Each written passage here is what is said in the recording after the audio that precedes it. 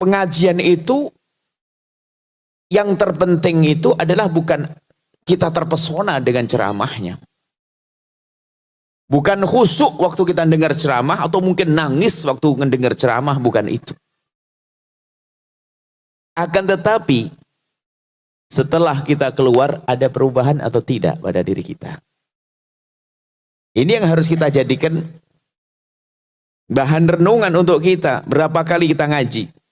Kalau masalah terpesona mudah, mungkin terpesona dengan ceramahnya seseorang, mungkin hati kita waktu itu lagi sensitif, sehingga disentuh dengan kalimat lembut, langsung ke bawah, kita menangis.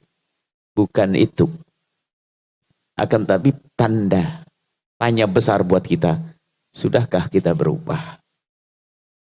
Jika pada pertemuan yang lalu kita sampaikan agar jangan biasa kita mencari-cari kejelekan seseorang. Pertemuan yang lalu masih ingat mencari kejelekan orang lain. Kita naudzubillah, ini hobi buruk. Orang yang mencari kejelekan orang lain itu sebetulnya karena hatinya jelek. Matanya kotor. Sehingga bisanya hanya melihat kejelekan orang. Maka sesungguhnya kalau orang kerjaannya mencari kejelekan orang, memang dirinya jelek. Kayak ulat, kayak lalat. Lalat tuh senengnya sama yang busuk-busuk. Jadi kalau kita koreksi diri kita deh. Kalau kita ngelihat seseorang tuh gampang fasih banget. Kalau tentang jeleknya dia gini. Sampai nggak tahu aibnya orang itu. Bisa ngerti ciri kejelekannya orang itu ada.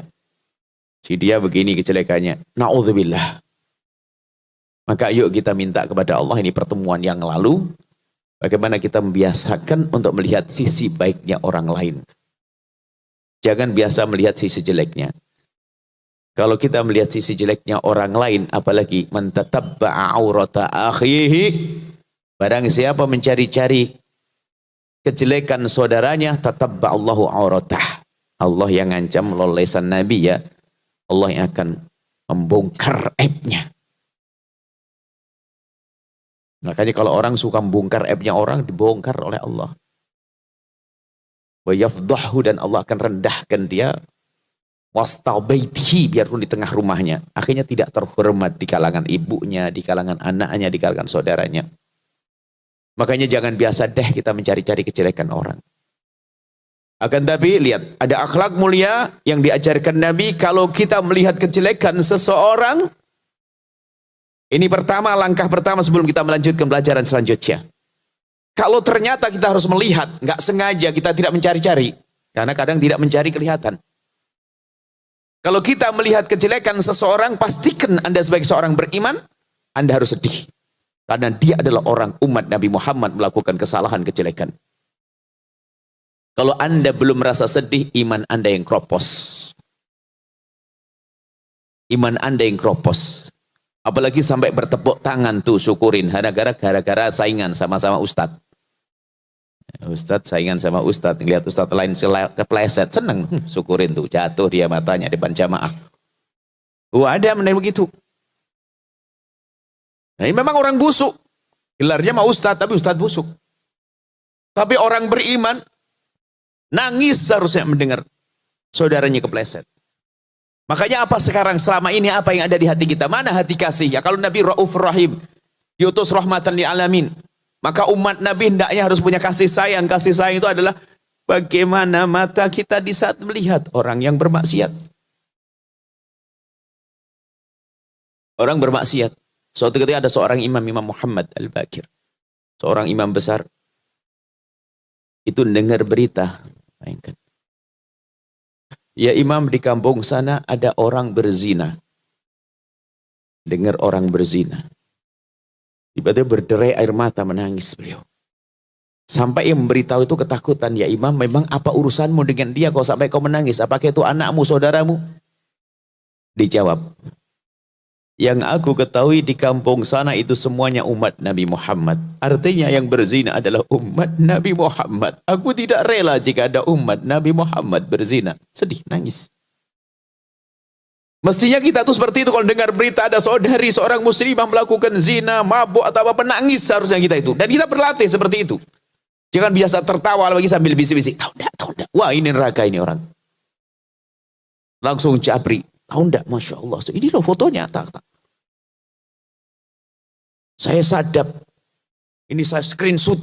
Saya ini macam-macam. Aduh, innalillah. Hati-hati. Ayo kita belajar yang baik deh. Hidup enak itu gampang sebetulnya. Asalkan penyakit-penyakit ini kita hilangkan enak. Bayangkan. Kita enggak pengen tahu dosanya orang. Kita pengen melupakan kesalahan orang. Kita mudah memaafkan. Kayak enak. Kayak di sorga gitu. Coba itu orang yang hatinya dendam, dengki, benci. Apalagi na'udzubillah ngelihat orang umat Nabi Muhammad melakukan maksiat lalu bertepuk tangan. Mana imannya? La yu'minu ahadukum hatta yuhibba li akhi ma yuhibbu li nafsihi. Orang beriman itu, umat Nabi yang beriman itu ngelihat saudaranya melakukan maksiat, nangis, sedih seharusnya. Nah, kebalikannya tadi bukan mencari-cari. Tadi kan kita sudah tutup, insya Allah amal ilmu pertama sudah selesai, bahwasanya kita tidak akan mencari-cari kesalahan orang. Yes. Tapi kalau kita ternyata melihat, pastikan di saat melihat Anda harus sedih. Kalau Anda sedih, Anda harus tumpangi. Kalau Anda belum bisa sedih, berarti Anda kotor, Anda istighfar banyak, lalu Anda tumpangi dengan panjatan doa. Ya Allah, itu tetanggaku mabuk, ya Allah. Aku dengar berita dia berzina, semoga itu tidak benar, ya Allah. Kalau benar, ampuni dia, ya Allah, dan tutup aibnya. Anda harus berani ngomong begitu. Kita perlu ilmu ini. Rusaknya kita ini kan karena kita pertama suka mencari-cari kesalahan orang. Di saat orang melakukan kesalahan, kita senang, setelah itu kita sebarkan, dikumpulkan dosa semuanya itu. Ini kan dosa semua dari mencari kesalahan orang. Dosa. Bertepuk tangan atas kesalahan orang, dosa. Nyebarkan kesalahan orang, dosa.